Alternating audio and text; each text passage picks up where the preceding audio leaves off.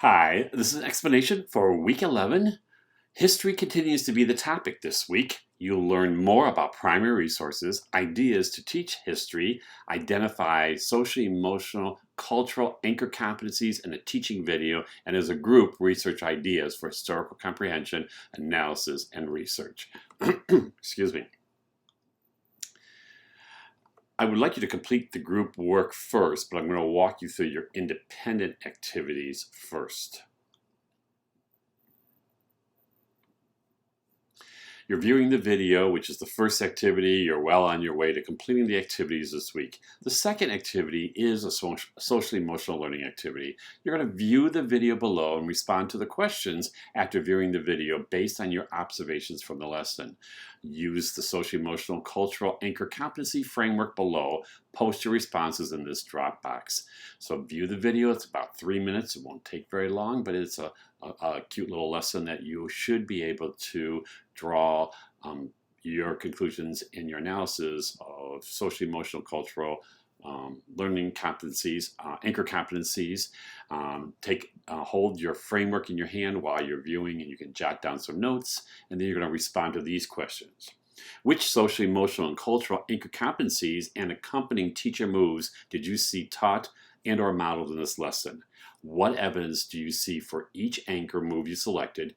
You can refer to the framework to guide your analysis and provide your evidence. The second question is, how do you think the teacher's attention to these anchor competencies may have contributed to her students' academic success and ability to thrive? As we know, when we teach the social-emotional learning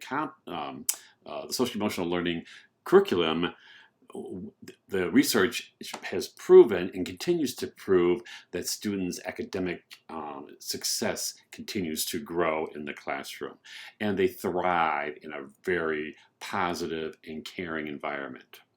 So what do you think this teacher would have needed to do during the first 6 weeks of school to get to this point?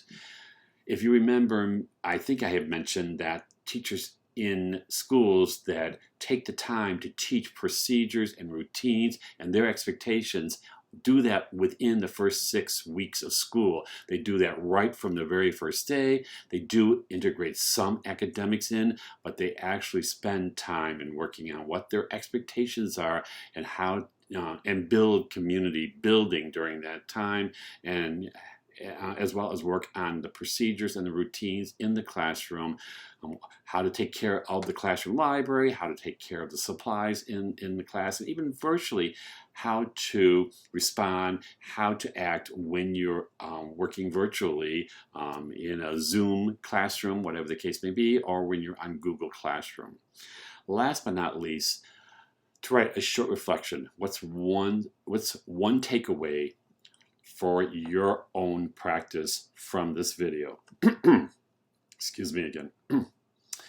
The third activity you're going to work on are primary sources. You're going to explore some websites for primary sources pertaining to history. There is a chart of primary sources below, and you'll see that here. The Library of Congress or the PBS both contain, Public Broadcasting Station, both contain great information on primary sources, but you may even find better websites. Link the website to this Dropbox and answer the who, what, where, why, and when of primary sources. Just share information of what you've gathered from the primary source that you've linked there. Locate an activity for the grade level of your choice using that primary source or using primary sources. And this does not have to be an actual lesson plan. Again, here's the chart, and here are some apps for primary sources. And again, this is the chart for primary sources right here. Last but not least, this week, besides the group activity, which I haven't said yet, but your last independent activity is to scour the internet to locate 10 ideas for teaching history using fun, exciting, motivating activities and instruction. Make it purposeful and powerful. Explain each idea in your list briefly and post your list in this Dropbox. Then you're going to comment on 2 of your colleagues' lists.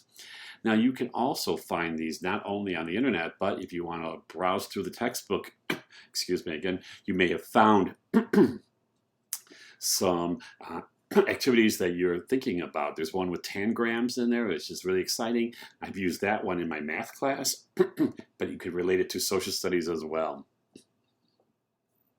I'm going to move back to the Dropbox, to the work, yes, the Dropbox for the group work. This week, using the Pinterest link provided below, or any ideas from other websites that you might have come across, each member of your group will select a topic from the list below and locate 5 ideas from Pinterest or another website that best exemplifies the topic selected.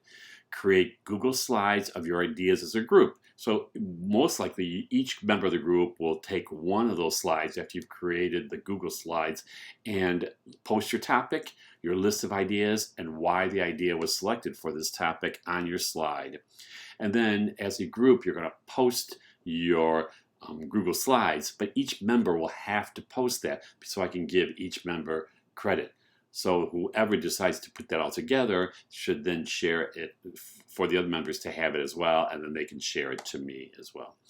So maybe one member will take historical comprehension. You can read all about that on pages 292 and 293. Another person will take historical analysis and interpretation, 293, 294. The third person in the group will do historical research capabilities, 294 through 296. And the last person in the group will round the group up with historical issue analysis and decisions, 296 through 398. That probably is 298. I'll have to make that correction. And here's the Pinterest link. If you'd like to do that, you then might need to use this title or this item or any of these items in Pinterest to see what comes up.